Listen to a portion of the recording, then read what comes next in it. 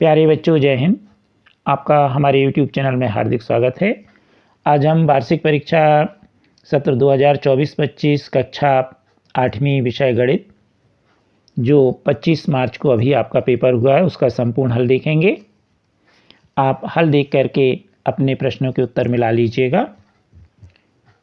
आपने अभी तक हमारे चैनल को सब्सक्राइब नहीं किया तो कर लीजिए।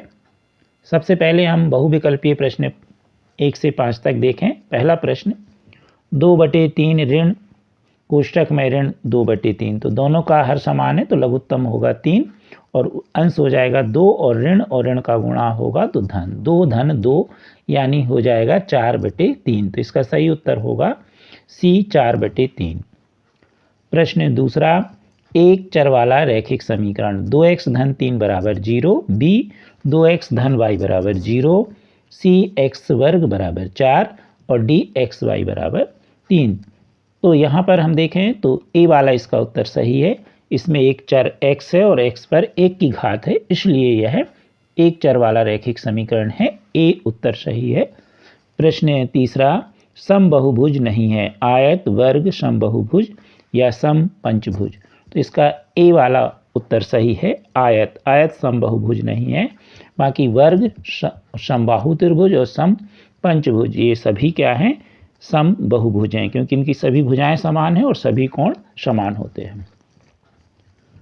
प्रश्न चौथा, एक वर्गाकार बोर्ड का क्षेत्रफल 144 वर्ग इकाई है। इस बोर्ड की भुजा क्या होगी? तो बोर्ड की भुजा इसके वर्गमूल के बराबर होगी। 144 का वर्गमूल 12 होता है और भुजा है इसलिए इसकी इकाई में होगा, तो इसलिए इसका सही उत्तर बी होगा 12 इकाई। प्रश्न पाँचवा, किसी शून्येतर पूर्णांक x के लिए x पर 4 की घात कोष्टक के ऊपर ऋण 3 की घात, तो घात के ऊपर घात होती तो गुणा हो जाता है, तो 4 × 12, तो x पर होगा ऋण 12 की घात। बी वाला उत्तर इसका सही।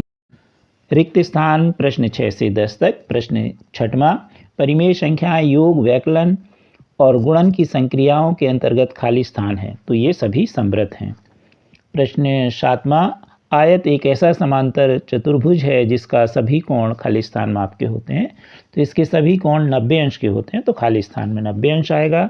प्रश्न आठवां, संख्याओं के रूप में एकत्रित सूचनाएं खाली स्थान कहलाती हैं, तो यह आंकड़े कहलाती हैं। प्रश्न नौवां, साधारण ब्याज के अंतर्गत प्रत्येक वर्ष खाली स्थान समान रहता है, तो ब्याज समान रहता है क्योंकि इसमें मूलधन, दर और समय सेम रहता है, एक ही रहता है प्रत्येक वर्ष। प्रश्न 10वां, 16 की घात के रूप में व्यक्त करने पर आधार खाली स्थान होगा, तो 16 को हम 2 पर 4 की घात लिख सकते हैं, इसलिए आधार होगा 2। अब देखें हम अति लघुत्तरीय प्रश्न 11 से 16 तक। प्रश्न 11वां, ऐसे चतुर्भुज का नाम जो समांतर चतुर्भुज नहीं है, तो समांतर चतुर्भुज की सम्मुख भुजाएं बराबर होती हैं, समानांतर होती हैं और सम्मुख कोण बराबर होते हैं। तो समलंब चतुर्भुज और पतंग में ऐसा नहीं होता, इसलिए ये दोनों समांतर चतुर्भुज नहीं हैं। प्रश्न 12वां, ऋण 4 पर 2 की घात, तो ऋण 4 गुणे ऋण 4 तो हो जाएगा धन, और 4 पर कितने? 4 गुणे 4 यानी 16, तो हो जाएगा 16, तो धन 16 होगा। प्रश्न 13वां, यदि 1 किलोग्राम आलू का मूल्य 22 रुपये है तो 7 किलो का कितना होगा? तो 22 में 7 का गुणा कर देंगे तो आएगा 154 रुपये। प्रश्न 14, किसी कार्य पर लगे व्यक्तियों की संख्या और उस कार्य को पूरा करने में लगे समय का अनुपात किस टाइप का होगा? क्योंकि संख्या बढ़ेगी तो समय कम हो जाएगा कार्य करने का, तो इसलिए यह प्रतिलोम अनुपात होगा। प्रश्न 15वां, सूत्र ऊर्ध्व तिर्यक विधि से 2x धन 1 गुणे 3x धन 2 का गुणा कीजिए। तो 2x धन 1 गुणे 3x धन 1, इसमें इस तरह का सूत्र लगेगा। तो सबसे पहले हम 2x और 3x का गुणा करेंगे तो आएगा 6x वर्ग, तो पहला पद आ गया। दूसरा तिरछा गुणा करेंगे 2 का 2x में धन 3x का 1 में, तो हमें मिलेगा 4x धन 3x बराबर 7x, तो दूसरा पद मिलेगा धन 7x। अब तीसरे में हम दाहिनी ओर से धन 1 का धन 2 में गुणा करेंगे तो मिलेगा 2, तो इसका उत्तर होगा धन 2, यानी उत्तर आएगा 6x वर्ग धन 7x धन 2। प्रश्न 16वां, विलोपनम विधि से 216 का घनमूल, तो घनमूल 216 और हम 3 3 की जोड़ी बनाएंगे दाहिनी ओर से, तो 216 की पूरी पूरी जोड़ी बन जाएगी, एक जोड़ी।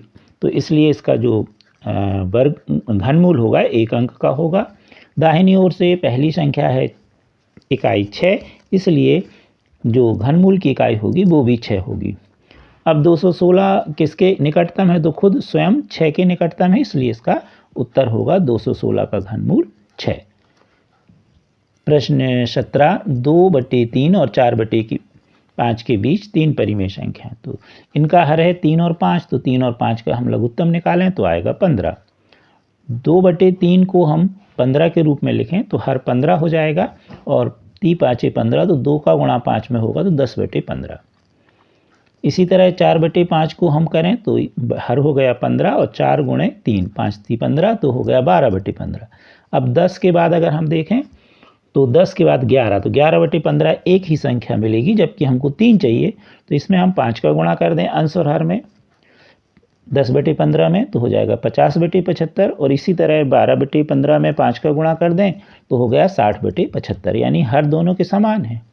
अब 50 के बाद हम गिने तो 51/75, 52/75, 53/75, ऐसे हम 3 संख्याएं इसकी बड़े आसानी से निकाल सकते हैं। प्रश्न 18वां, 4z ऋण 2 बराबर 6 धन 2z, तो चर धन 2z का हम दाहिनी ओर से बाईं ओर पक्षांतरण कर दें, और संख्या ऋण 2 का हम दाहिनी ओर पक्षांतरण कर दें, तो 4z ऋण 2z बराबर 6 धन 2, तो हो जाएगा 2z बराबर 8 या 8z बराबर 8/2, तो हमारा उत्तर आ जाएगा 4। प्रश्न 19, जब एक पासे को फेंका जाता है तो 4 अंक से बड़ी संख्या प्राप्त करने की प्रायिकता, तो एक पासे को जब हम फेंकते हैं तो कुल संभावनाएं होंगी 1 2 3 4 5 6, पासे में 1 से 6 तक होता है अंक। अब कुल संभावनाएं कितनी होगी, तो 6। अब 4 से बड़ी संख्या आने की घटना होगी 5 और 6, क्योंकि 4 से बड़ी 5 और 6 होती है, घटनाओं की संख्या होगी 2। प्रायिकता घटनाओं की संख्या बटे कुल संभावनाएं, 2/6, 2 एकम 2, 2 तिहाई 6, तो आ गया 1/3, तो प्रायिकता होगी 1/3। प्रश्न 20वां, किसी वर्गाकार पार्क का क्षेत्रफल 2025 वर्ग मीटर है, पार्क की भुजा बताइए, तो पार्क की भुजा बराबर वर्गमूल पार्क का क्षेत्रफल। पार्क का क्षेत्रफल है 2025, गुणनखंड निकाल लें, 3 गुणे 3 गुणे 3 गुणे 3, 5 गुणे 5, 2 2 की जोड़ी बना लें, जोड़ी में से एक ले लें, तो 3 गुणे 3 गुणे 5 यानी 45, और इकाई होगी मीटर, तो यानी जो पार्क है उसकी भुजा होगी 45 मीटर। प्रश्न 21, एक घनाभाकार का डिब्बा है, 512 घन सेंटीमीटर आयतन है, तो डिब्बे की भुजा बताइए। तो इसी प्रकार जिस प्रकार हमने वर्ग के लिए किया, तो घनाकार जो डिब्बा है उसकी भुजा होगी घनमूल घन का आयतन। घन का आयतन है 512, गुणनखंड निकाल लीजिए, तो 2 गुणे 2 आपको कितनी बार मिलेंगे, 3 3 6 3 9 बार, और 3 3 की जोड़ी बना लीजिए, जोड़ी में से एक एक ले लीजिए, 2 गुणे 2 गुणे 2 यानी 8।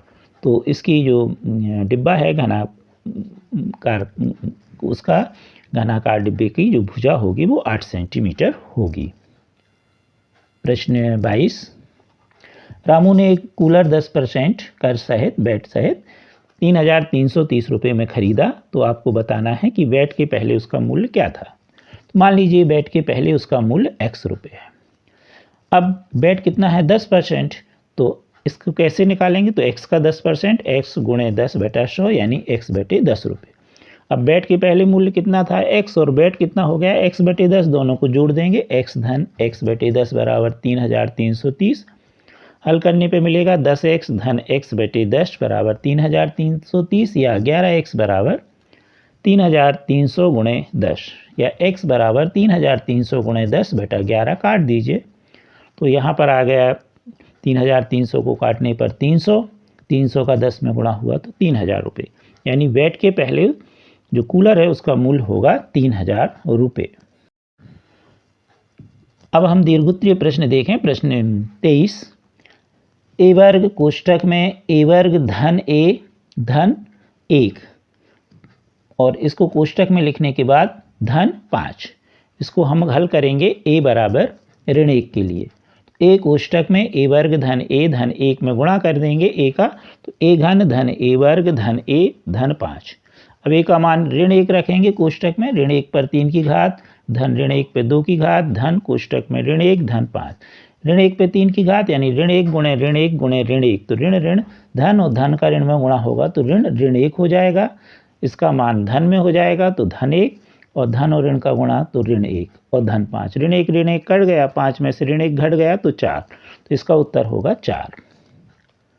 प्रश्न 24, एक भवन में 25 बेलनाकार खंभे हैं जिसकी त्रिज्या 35 सेंटीमीटर और ऊंचाई 5 मीटर है। 7 रुपये प्रति वर्ग मीटर की दर से खंभों में रंगाई का खर्च बताइए। तो बेलन की त्रिज्या 35 सेंटीमीटर, मीटर में बदल दें तो 35/100 मीटर। ऊंचाई h बराबर 5 मीटर।